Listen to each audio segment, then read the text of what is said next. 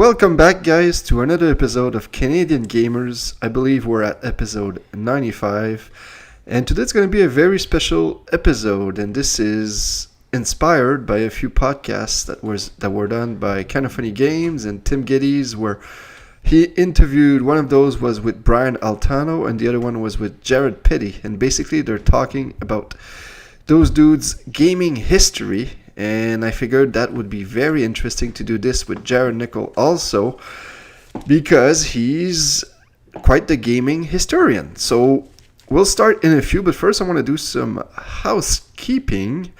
Notice I actually said it right this time. I didn't say house cleaning. I'm very proud of myself.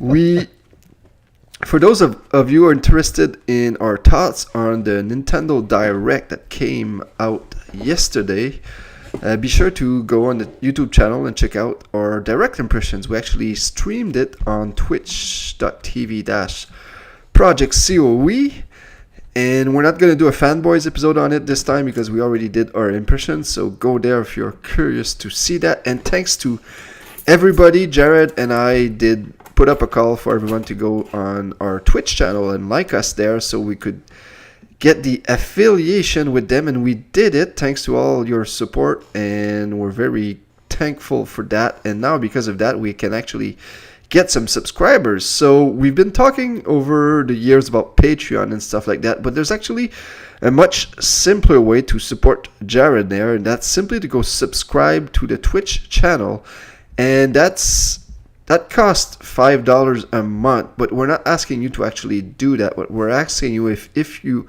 are out there and have an Amazon Prime account, you might not know, but you actually also have a Twitch Prime account.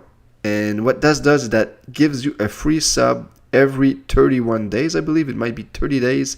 So basically you can subscribe to any Twitch channel you want, and it doesn't cost you a penny, and it actually gives $5 to that channel, and I believe it's divided 50-50 with the channel and with with Twitch itself. So if you have an Amazon Prime and you're not actually using your Twitch Prime subscription, why not go ahead and give it to Jarrod at his Twitch channel, because he's actually been streaming like 2 or 3 times a week as of late, and I've been enjoying a lot. And we did one with A Link to the Past a few weeks ago, and it was actually like a lot of people joined in it, and it was a blast. Jarrod actually completed it in one sitting.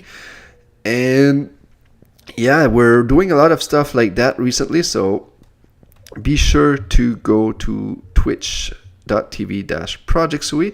And that's pretty much it for housekeeping for right now. So I'm going to just give it back to Jarrod for a few seconds just so he can introduce himself. Okay, well, there's actually a little bit more housekeeping. Steven always forgets everything.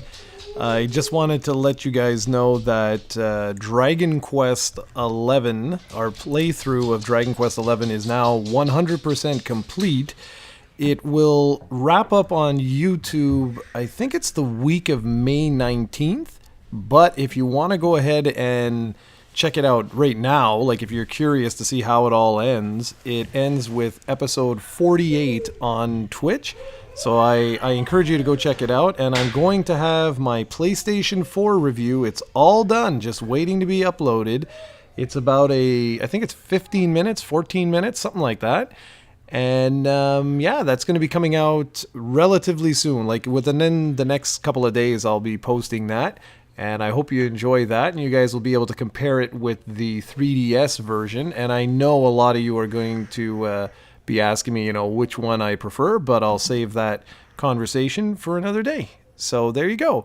So what kind of introduction do you want me to do? Do you want me to tell you about my first experience sucking my thumb? Or don't worry about that. Just a few questions. Do you have a release date for the Zelda playthrough? I do not. I actually do not. I've been purposely holding off on that because our schedule's been totally jammed. However, moving into April, we're dead. Like there's literally no content. I'm gonna have to work on a couple of reviews for you guys, but the Collector's Corner series is wrapping up because I literally have nothing else in this house. So I've got, I think, one episode in April which will be looking at the Dragon Quest CD collection, but other than that, like the content on YouTube here is going to start drying up again unless we can get some other content out there. So I was wondering if I should save it for that, like when I could post that like on a weekend, or I could post that during our lull. I'm not sure. I have no idea. I don't know. I don't think it will be. I don't know. We'll see. Because, like I told you, I would like to actually do a Link to the Past run every month. That's my goal. So your really goal enjoyed that, is to have me go through it once a month. Exactly. Like that's how it works down here. I drop the plans and you do the work. Perfect. I do have a few Switch reviews in the pipeline though, so hopefully that will help you out. Of course, you'll need to get footage, but Yeah, that's okay though. you're used to it by now. Of course. That's I'm basically the whore of this relationship. All right, so that's all the housekeeping out of the way. The reason I wanted to do this with you is that you're old. Thank you. You were born in 78, I believe. Sometimes it's 77, other times it's 79. You keep changing the date, but basically you were around for the Atari days. You probably were lucky enough to see all the Star Wars movies in the theaters, right? No. Okay. Whoa. Because they were re-released at some point. Didn't you go see? Okay. Let me give you a little bit of an introduction here before things get carried away. So first off, the very first Star Wars film that I remember seeing was, I mean, we'll do a formal introduction after if you ask me the right questions, of course. Especially with my gaming history, I think you'll find that really interesting. But it's funny you say about Star Wars. So my very first Star Wars movie that I remember was 1983's Return of the Jedi. That's it. All right, but you did see it in theaters, Yeah, right? that's what I'm saying. Like that's like I remember going and checking out Return of the Jedi in 1983. So yes, I'm a geezer. Oh, that's cool, because for me it's Phantom Menace, my first one. So I'm not as lucky as you are, but as far as gaming consoles go, you were around for the Atari 2600 and all those other numbers they are, and probably ColecoVisions and all that other crap. What was your first what let's go back all the way back. What is the very first game you remember playing? Okay, well, this is what's really funny, because I don't remember the very, like, I know your question was like which What's yeah, your first memory, I know. memory? But what's funny is I remember the first time going to an arcade. So I want to start with that, if that's okay. And you'll have to cut me off here because, like you said, I am a little bit of a history buff, especially a gaming history buff. So I could literally talk for like 6 hours here. So you're going to have to cut me off.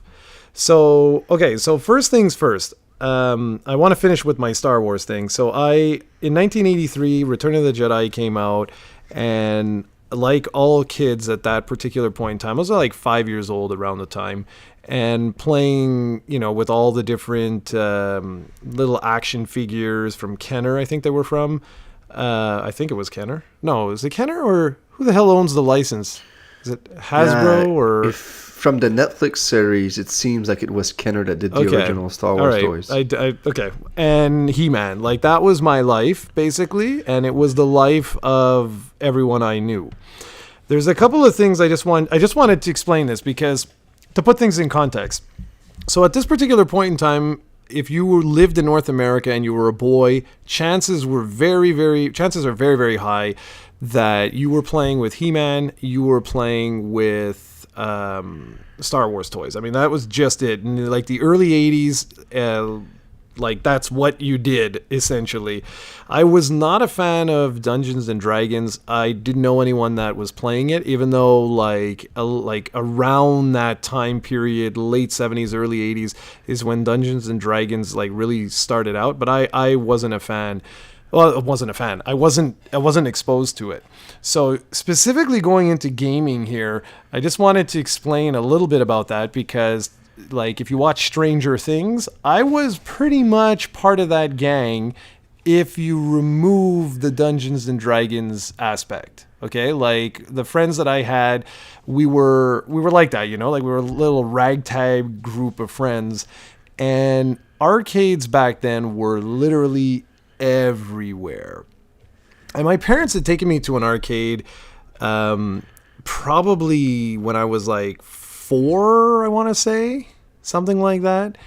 And I don't remember the first my first gaming experience. I don't remember what my first gaming experience is, but I just know that it had to have been in the arcades, because when I think back now, I remember every time that we would go see a picture or a movie or whatever you want to call it, we would go to this arcade. We'd buy our ticket, and instead of going into the cinema, we would always get there early, and we'd go and we'd play in the arcades. And I remember playing Donkey Kong. I remember Space Invaders. I remember all of that. I remember when Dragon's Lair was first introduced, and we were like, what the hell? Like this is like a cartoon moving. And it was only years later that I discovered that this was like a laser disc technology and all this really cool stuff. But yeah, I basically was introduced to video games through the arcades. And the arcades were such a weird place in Canada to experience gaming. It's like about 5 years after I was sort of introduced, arcades started getting really seedy. Like there'd be kids playing pool, smoking, drugs were getting introduced and stuff like that.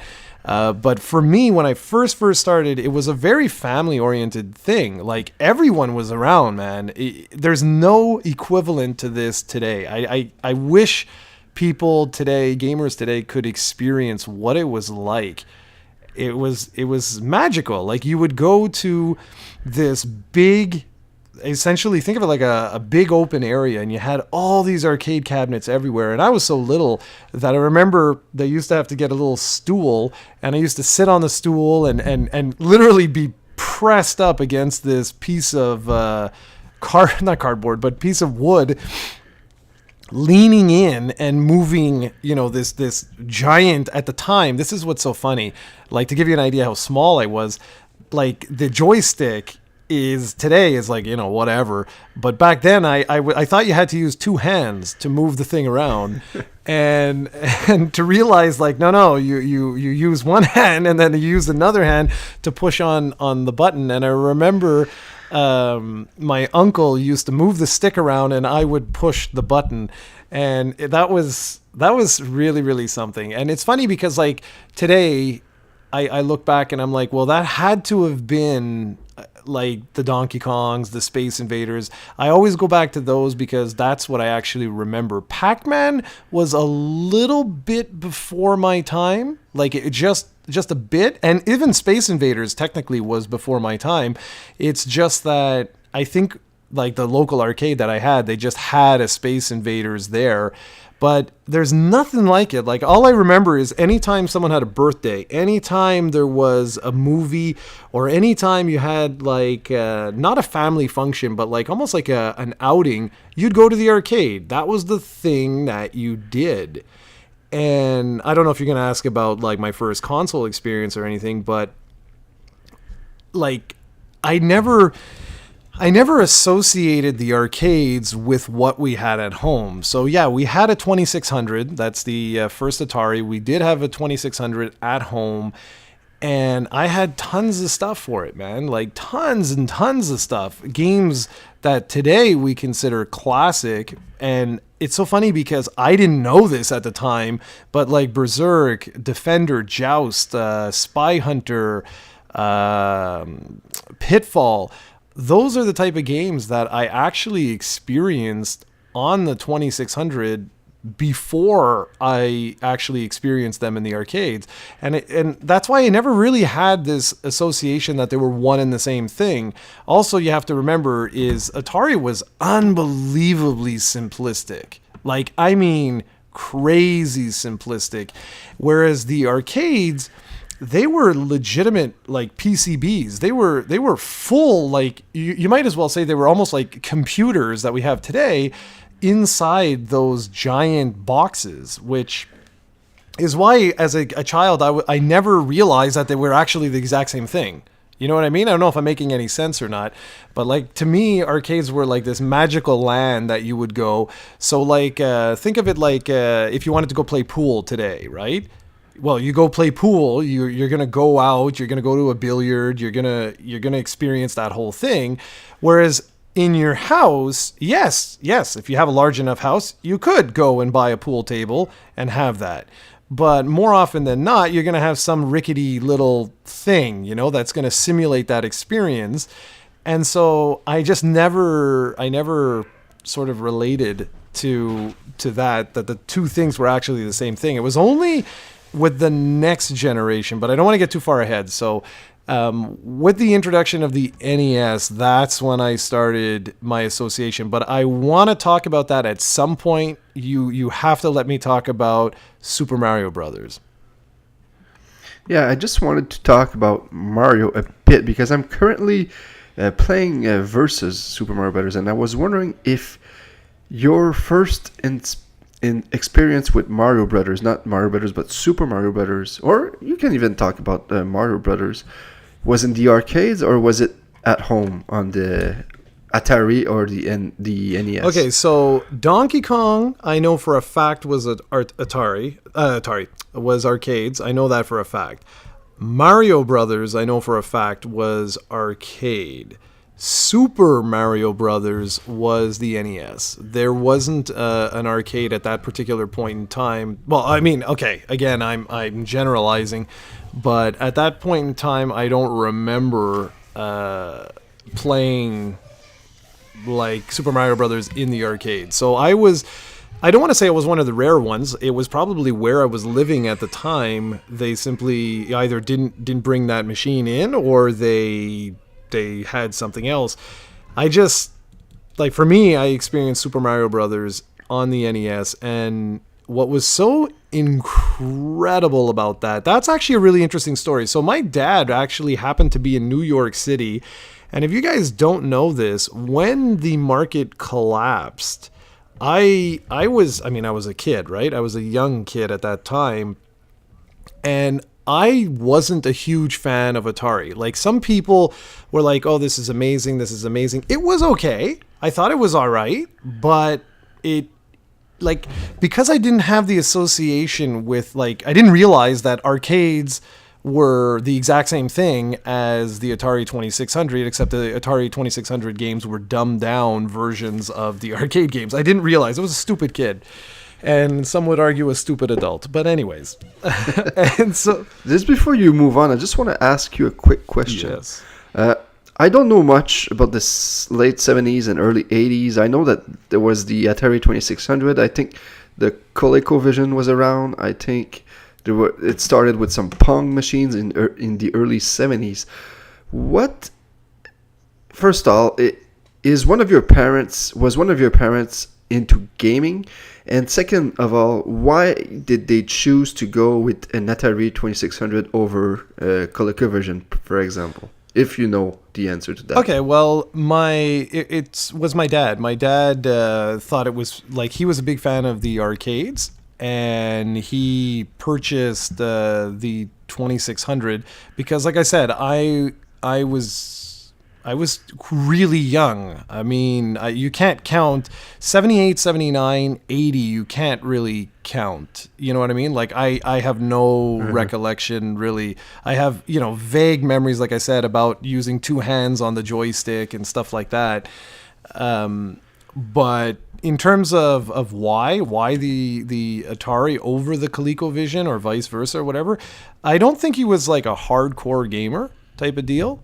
I believe it was a simple thing was that, Atari was the first. So I think it was simply a matter of, he probably saw a commercial or there was an ad in a magazine or something, and he was like, oh, okay, that's cool. And yeah, I heard that most people bought one when they got extremely cheap at one point. So I'm not sure if that was the case with your dad. Maybe. The reason why, whenever I talk about my history, I rarely talk about the Atari 2600, only because I was cognizant, like I was cognizant, I was cognizant like before that, but like my memories were fully developed by the time the NES comes out. Like the NES I remember exactly because it was 1984, 1985. And by that point, I was already old enough that, you know, when you're like seven years old, you're like, okay, you know what I mean? Like you've got the whole thing. And by that point, I was like living in arcades. I was spending so much time in the arcades, it was unreal. And I by that point, I had realized that, oh, well, this is the exact, you know, these games are exactly the same.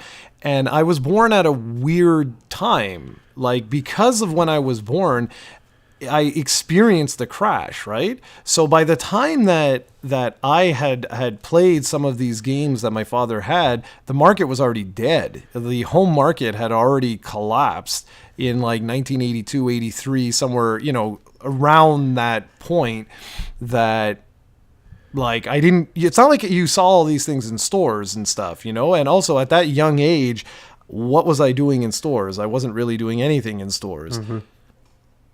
Okay, so we're going to talk about the NES then. And you were speaking about your dad being in New York in 1984 or 1985, and I believe I know where you're going.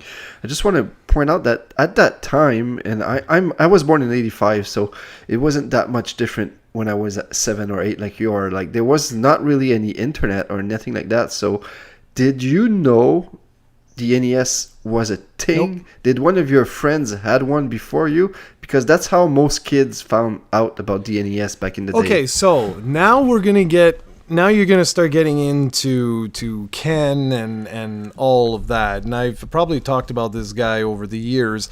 So first things first. My father's in New York City, okay, on business, and Jarrod's doing what Jarrod does best, which is probably still playing with his He-Mans. I still do that to this very day. But no, I'm kidding. Are you? Am, sort of. So yeah, I just want to. So a couple of things happen at this particular point in time. All right. So the father's off doing his thing in New York City. Jarrod's at home, and I get introduced to basically a neighbor happens to move in, and I could have sworn I've told you guys this story before, and it everything coincided. It felt like it coincided, but maybe my memory isn't what it used to be or whatever. But long story short, essentially, a friend, well, who would become a friend, moves in next door, and he has this video game machine. And this is why I said it was the NES where I first saw Mario. And basically, it was pretty unique, if memory serves. Okay, I jumble like 1984 to 1985. Like those 2 years are kind of jumbled because a lot of different things happen. So this guy comes in from Japan. Long story short, he has the Famicom, and that's when I got introduced to quote unquote importing. That doesn't mean not in the traditional sense, but it was the first time that I realized, like, whoa, what the hell is this? You know, like I had my Atari 2600, which by that point was like crap. And in the arcades, like, I mean, games were really coming along by 1984, stuff was starting to look very good. You know, that's where like we already had vector graphics. We were getting more and more sprites being pushed on the screen. And my dad comes back home, is like, oh, listen, there was this new system out, and it's just so much more powerful than the NES. And that's where I got into the Atari. Sorry, yes.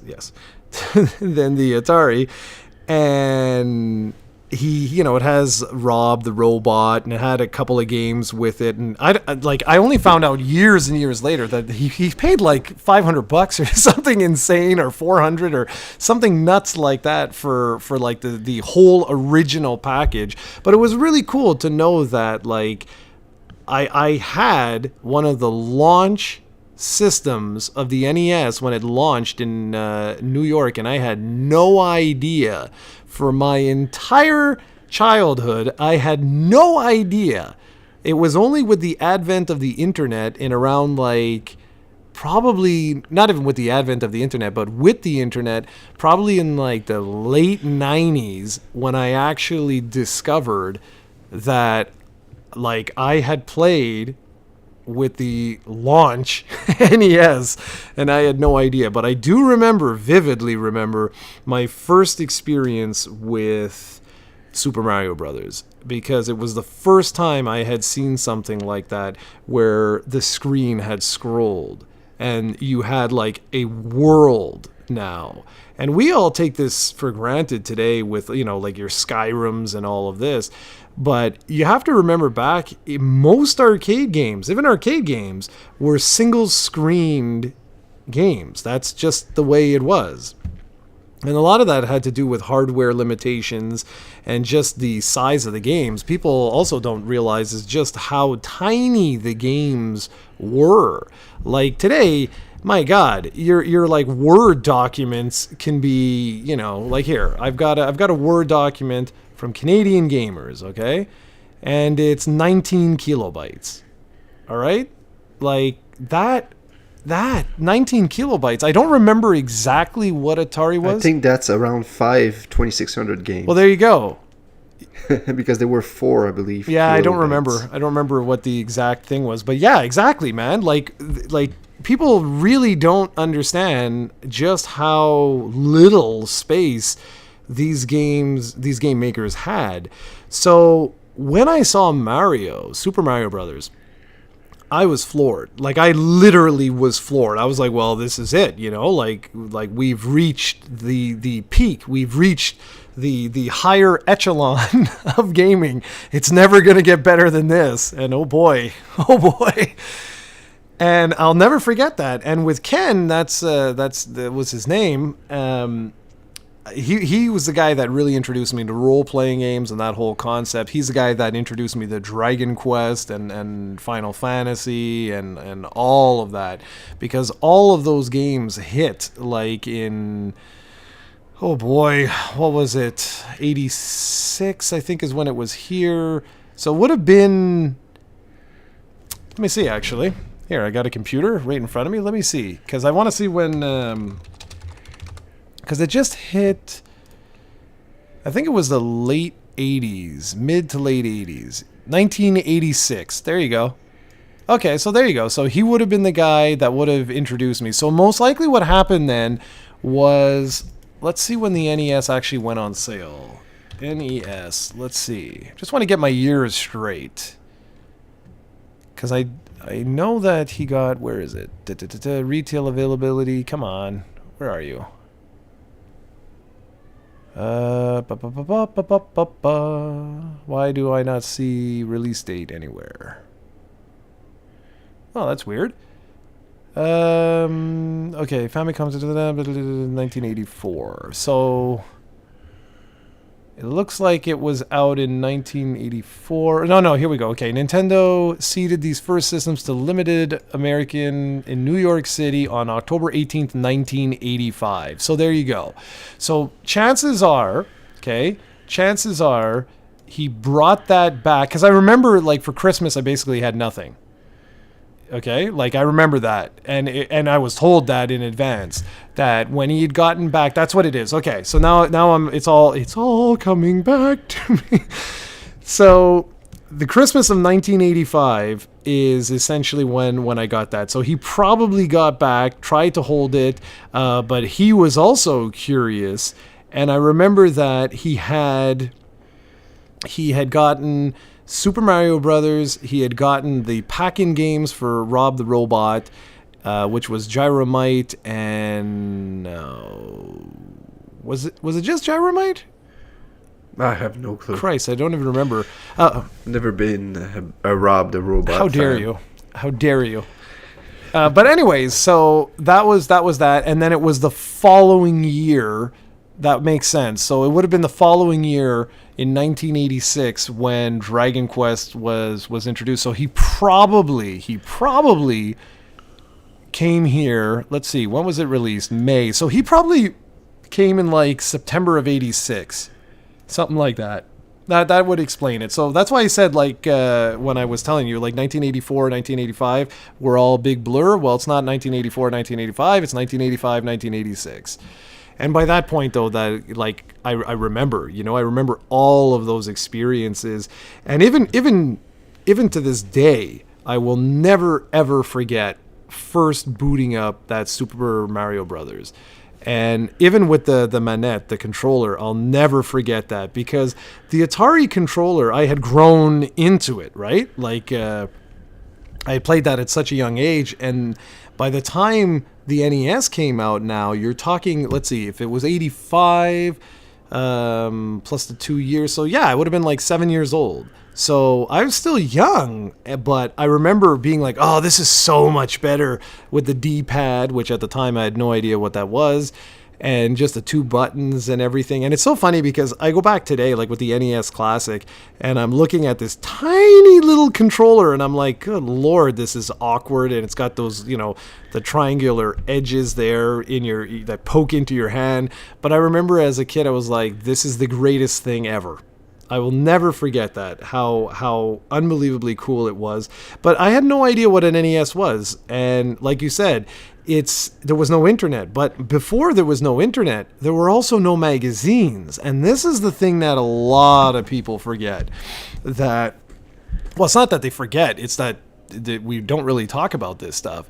And is the fact that, like, there was no information. Magazines started in like 86, 87, 88. I don't even think 86, probably like 19, because I have 87 for Nintendo Power in my mind, but I could be wrong. But it started around there. Well, yeah, and even Nintendo Power was not a monthly magazine. That's what people forget. The original, okay, here we go. So the first issue was July 1988. There you go.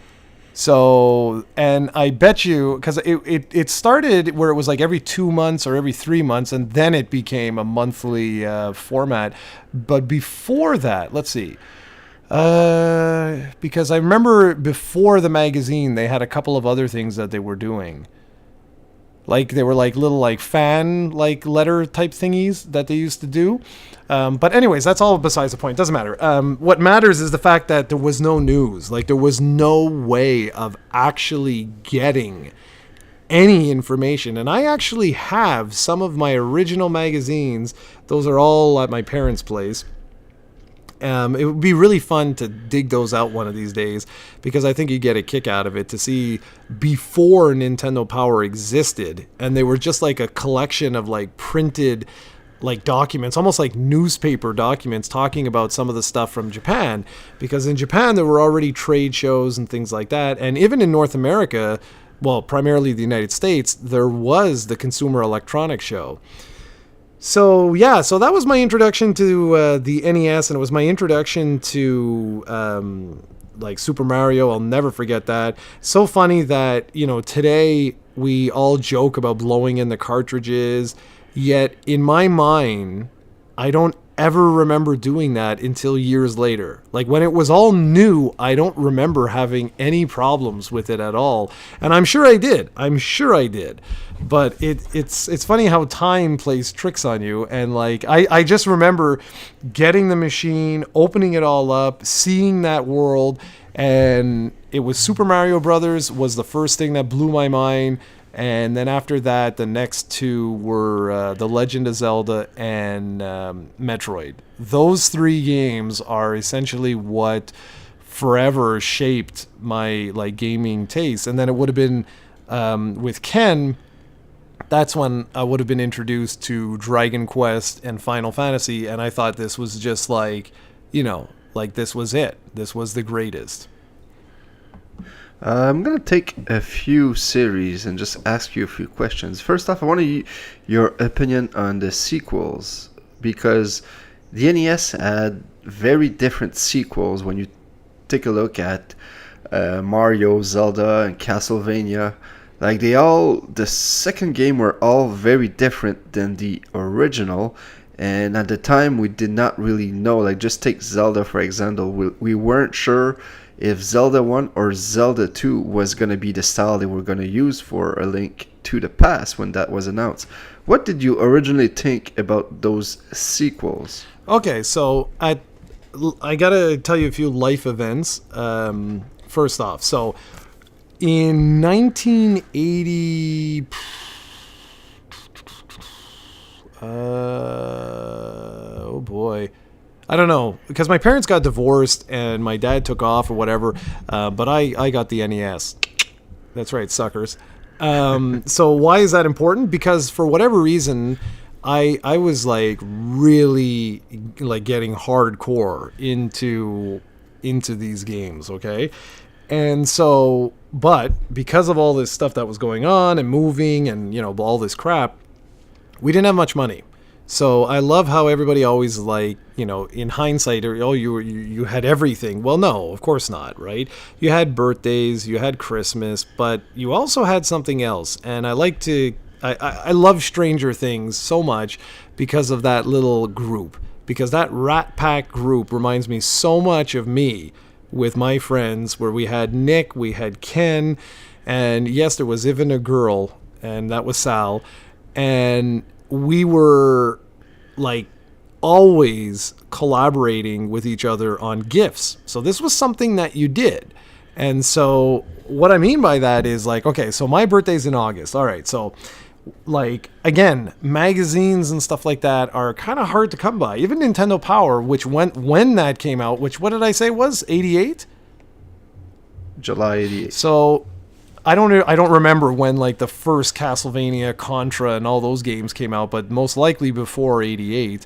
So we had no idea. So what we would do is we would go down to our Toys R Us and we'd go down to Sears and stuff like that, and Zellers, and oh boy, all these crazy places.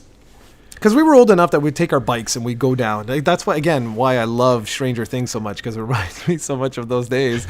And so we'd bike down and we would be like, oh my gosh, like this is so cool, this like Contra or this Castlevania or whatever.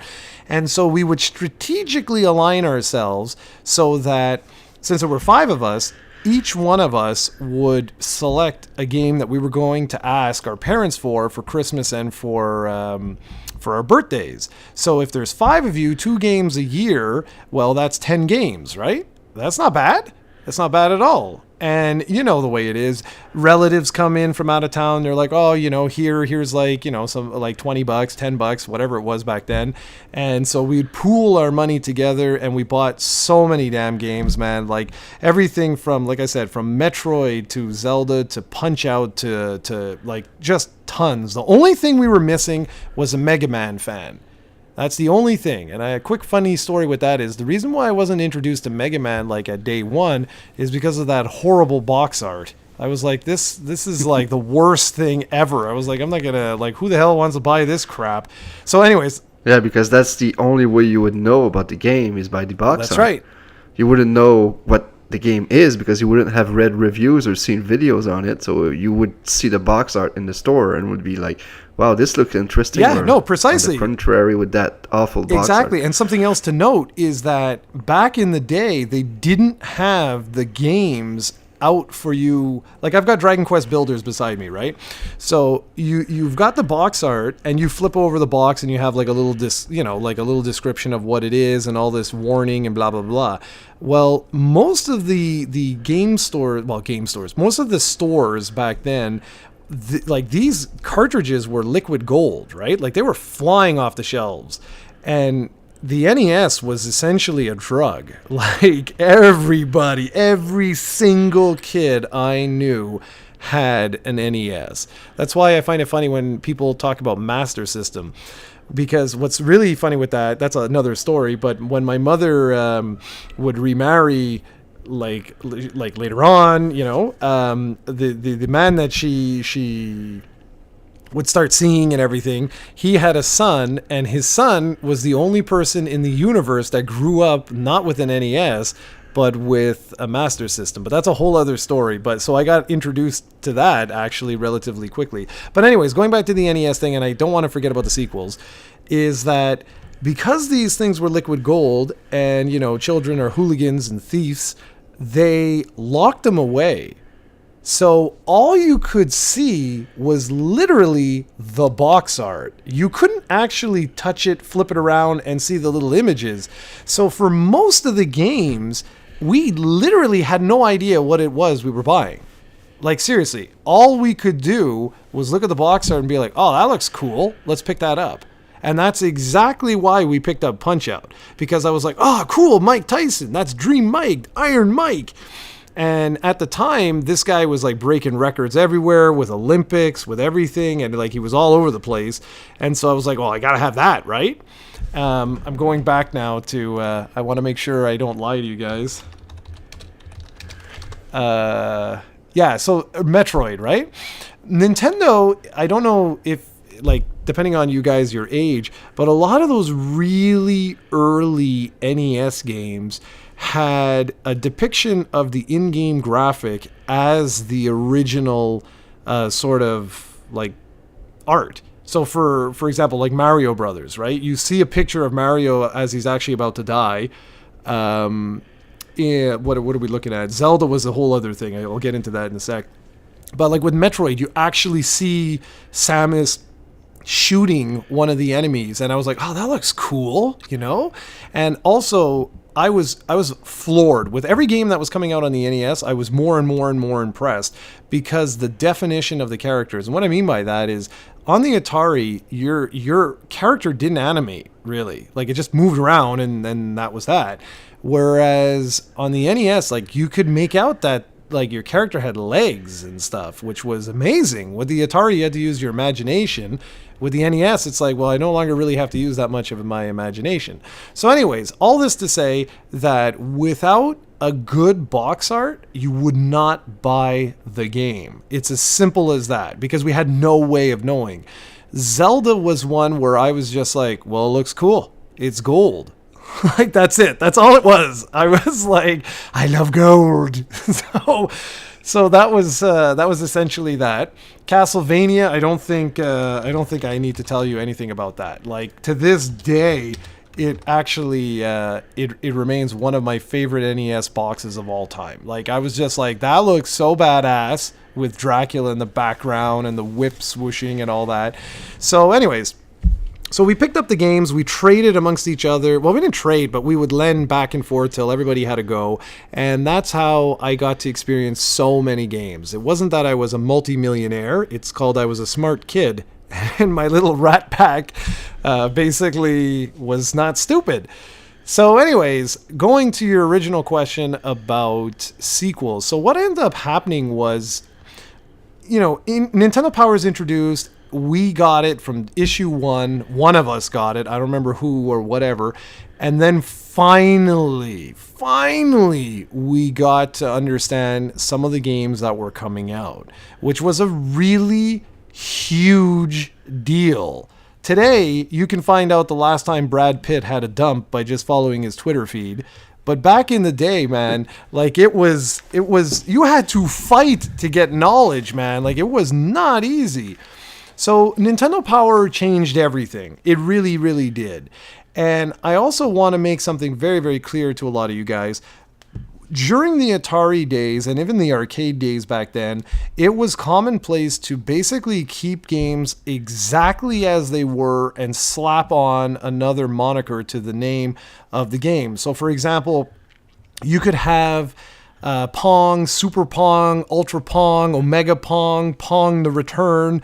And all of those type of games were very, very similar. It was rare that you got experimental stuff. There were a few things, but for the most part, like if you play Pac-Man and Miss Pac-Man, the concept was exactly the same thing. Yes, there would be new features or new things would change. You know, it was basically, though, mostly color swaps, especially at home. They experimented much more in the arcades, but at home, this is why the industry collapsed, is because it got oversaturated with the same stuff over and over and over and over and over again. So anyways, when Nintendo Power started highlighting some of the upcoming games, like what was do you remember the infamous one where the Nintendo Power with Dracula's head? Yeah, that was Dracula 3. That's Castlevania 3, that's what I wanted to know. Which Castlevania? No, it wasn't. It's Castlevania 2 Simon's Quest. Yeah, It is? I'm looking at it right now. Okay. But it doesn't matter. It's irrelevant. It doesn't matter. I just thought that cover was badass. My point being that at that particular point in time, we didn't really have a basis for sequels. And this is why I get a kick out of the fact that people are like, oh, like these are the black sheeps and of the market and blah, blah, blah. Not really, because The Legend of Zelda gets introduced and you're like, wow. Like for me, that was another one. That was another one where I was like, it doesn't get any better. Like this is it. Like as good as Yar's Revenge was on the 2600, this just destroys everything. Like this is the greatest game ever made. And I had just said that, like it felt like 2 weeks earlier with Super Mario Brothers, where I was like, well, this is the greatest game ever made. And like with the NES, I was saying that repeatedly. Like the first time I played Castlevania, I was like, well, this is it. This is the greatest game ever made. I played Punch-Out for the first time. I was like, this is the best sports game ever made. And like, it was just over and over and over and over again. But I had been conditioned that when Super Mario Brothers 2 came out, for example, I had been conditioned at that particular point in time to expect Super Mario Brothers 1, but with new levels. That's what I expected. But when I got Super Mario Brothers 2, everybody's like, oh, it was crap, or oh, it was so different. But not really, because what was Super Mario Brothers really? Well, Super Mario Brothers was essentially a follow-up to Mario Brothers, except it had like its own world. So as a kid, I was like, well, okay. You know what I mean? Like, whoop-de-doo. Like, it's fine. Who cares? Like, it's a different take. But the thing I remember the most about Super Mario Brothers 2 was the visuals. I was like, this looks stunning. Like, this looks so much better than the original Mario Brothers. Super Mario Brothers, that I was like, holy crap. The only one that I was somewhat, and I'm going to say that again, somewhat disappointed in was The Legend of Zelda, and only because I felt that it wasn't as long as the original. Like the original felt like a huge game. It felt like this gargantuan, massive open world Grand Theft Auto back in the day. And when the second one came out, it threw me for a loop, because I was a huge fan, I still am a huge fan of Castlevania and Metroid, that I was like, oh, this is wicked, like now I get to be, I could play as Link, and he's got all these moves. And again, I had already been introduced to Dragon Quest and I believe, maybe not Final Fantasy at that point, but so like I loved the RPG elements that they were slowly introducing. I thought was wicked. The only thing with Zelda 2 was the fact that I had felt that like it felt like a smaller game in overall scale. That was it. But with Castlevania 2, I wasn't disappointed. I thought that was brilliant. Like, I thought this was wicked. You took everything I loved about Castlevania and you made it into this giant open world now where, like, I can go everywhere. And it was very similar to Zelda 2. And I don't remember which one came first or which one, whatever. It doesn't really matter. But both of... I'm going to cut you off here. Okay. I want to talk about Castlevania 2. I don't know if we're going to get to it, but I never really played that game, but I saw the episode of the Angry Video Game Nerd of it. And there's a part of that I want to ask you if you figured it out by yourself, where, I don't know, I think you had to equip a blue orb and then summon a tornado or something. Did you figure that out by trial and error somehow, or did you use Nintendo Power? What's the deal with that game? Because you seem to love it, but at the time, many did not. Well, many did not. According to whom? Yeah, you're right, because I wasn't there to poll the people, but I know that whenever there was the night came, there was the curse and the screen would stop. I think there was some flaws that seems that the YouTubers anyway that I've seen now don't really like. Yeah, exactly. Like I think a lot of people, maybe at the time back then you didn't know any better. Exactly. Or no, that's is it. it really? No, honestly, it was that. It was the fact that like you didn't really know any better, and these games were trying different things. They were all like experimental, and it was as simple as that. This was just an experiment. Now, I want to answer your question though, because I think it's very, very valid. And no, I am not a genius. I am not. I'm sorry if I disappointed you. Same thing with Zelda. People tend to forget this. But Zelda, if I'm not mistaken, the original Zelda had, I know A Link to the Past had the hint book. I don't remember. I think the original did as well. But with Castlevania 2, it was my gang. It was my little gang. I would go to one of them and be like, how in the hell do you get past X, Y, or Z? And then one of them would be like, oh, you got to equip the, whatever it is, blah, blah, blah, blah. And I'm positive, they never admitted it, but I'm positive that one of them had read it in Nintendo Power or in school. Did you ever call the helpline? No, I never called the helpline, but that also has to do with most likely the finances at the time. Like we for a period of about 5 years, we were really not in a good place, like family wise there. Well, not family, but financially. So that would have been, those 5 years would have been when I would have used it the most, but I had friends. So that was the good thing. You see, that's the other thing that I'd like to just touch upon is the fact that gaming was so much more social back then than it is today, in a radically different sense than you think today. Today, when you think social gaming, you're thinking, being on Xbox Live or on the PlayStation Network or what have you, or on Skype or whatever. But back then it was like these games were literally impossible. Like you couldn't beat some of them without someone reading or knowing or what you had to do. It's just like Zelda 2, having to kneel down. Like who knows that, right? And so we were always talking about games.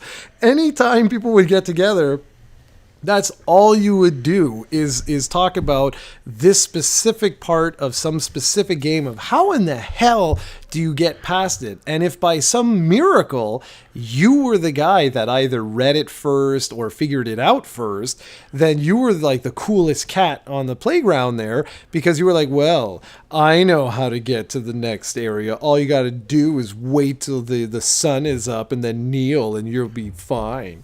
Like it was like bragging rights type of a thing. And this was really prevalent in the arcades, man, because like back then, that's where everyone hung out, was at the arcade. So people would be chatting about the NES games that they were playing or struggling with while they were at the arcades playing some of these, at that point, gorgeous games that were coming out.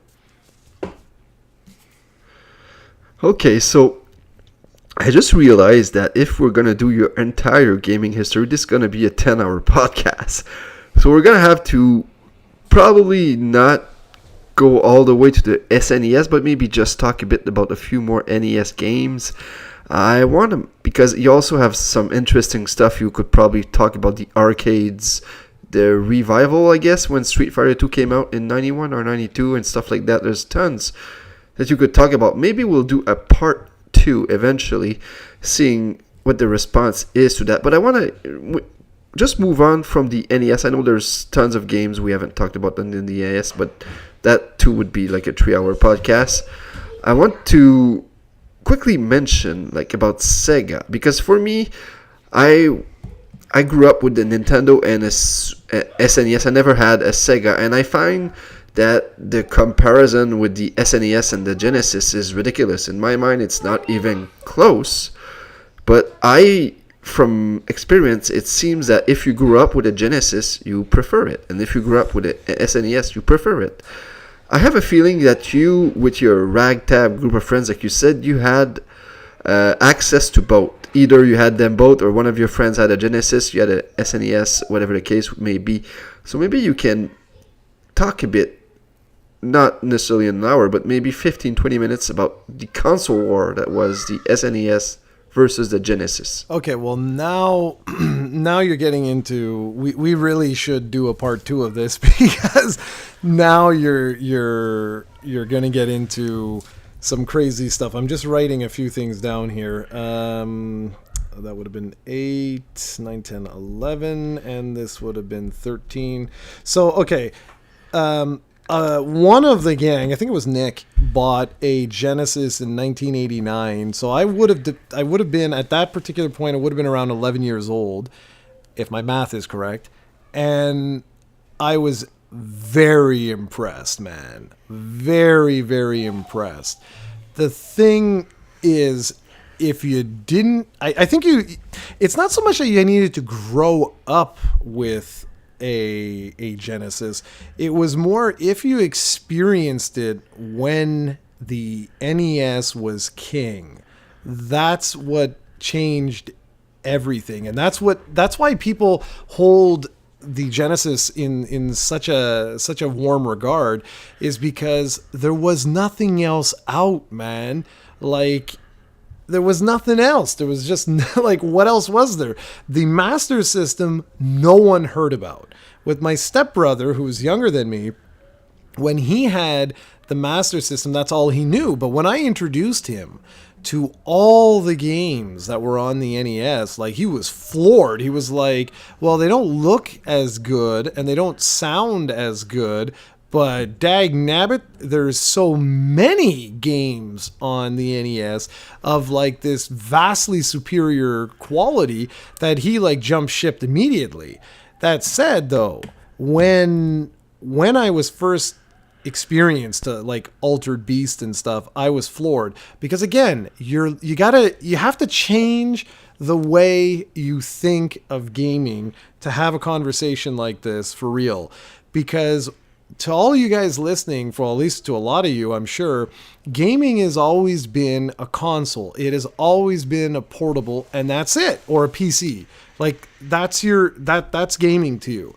But for many of us, those were all secondary experiences to the arcade. The arcade was your first love, was your first crush. You lost your virginity to the arcade.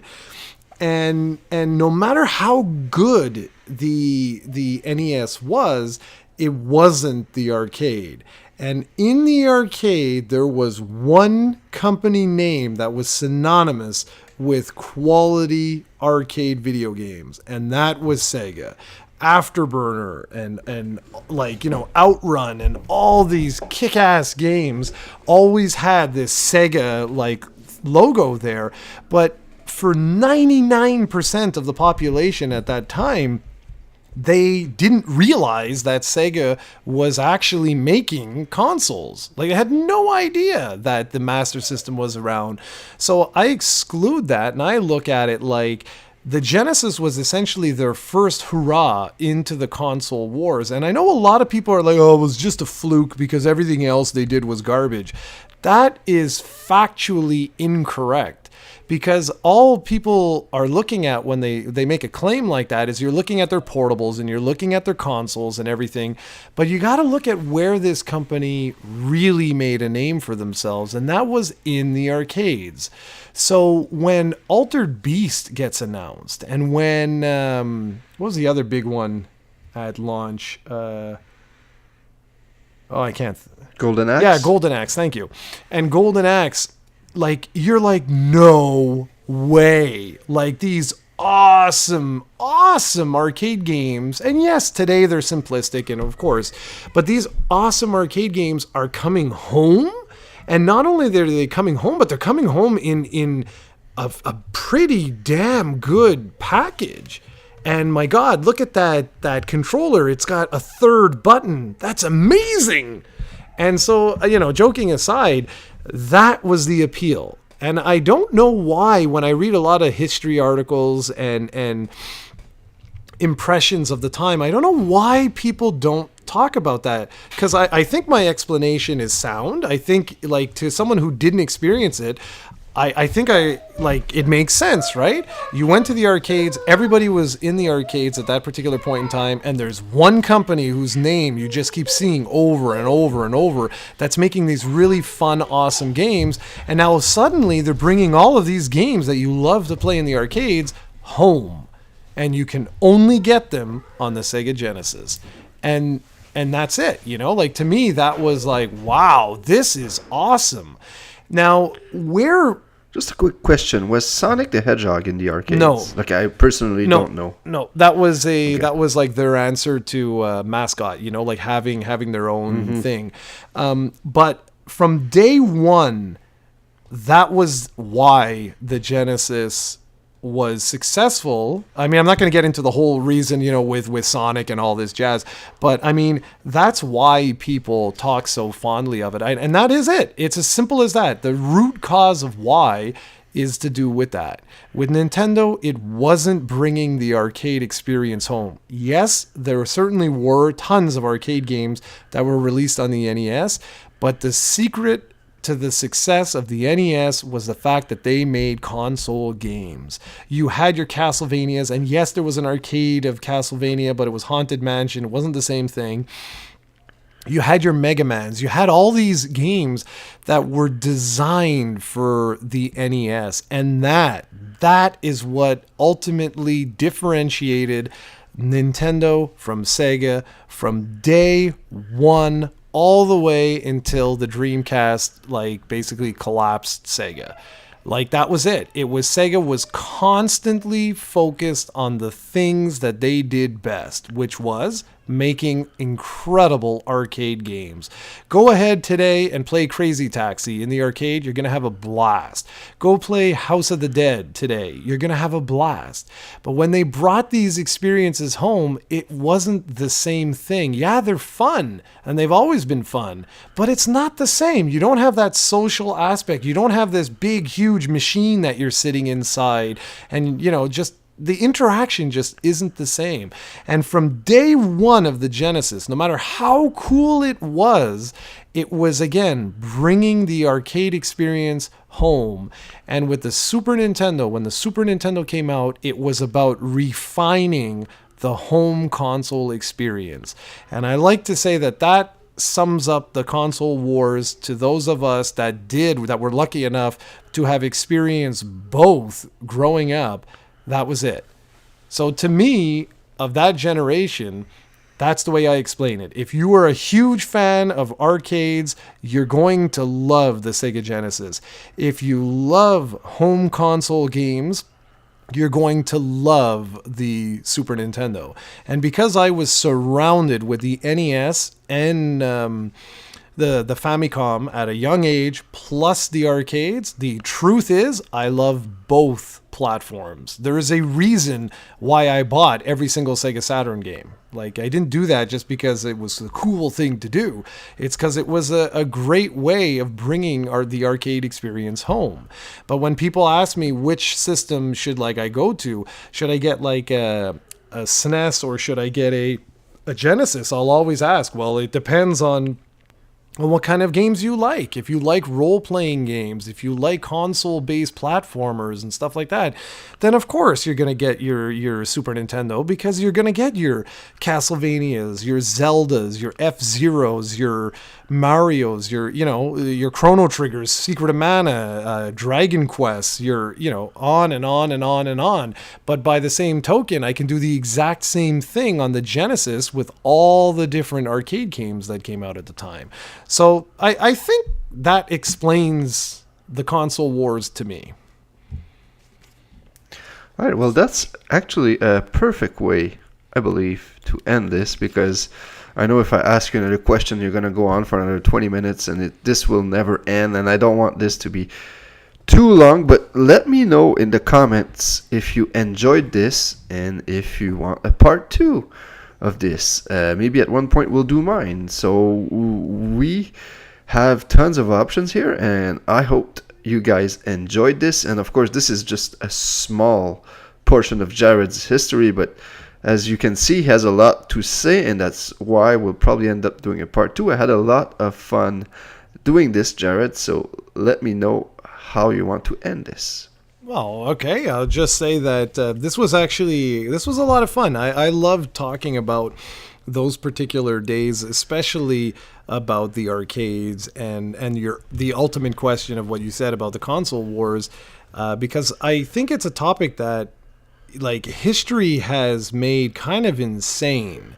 And we could actually do a very good discussion about that, excuse me, about the console wars post Sonic, because that's when everything changed.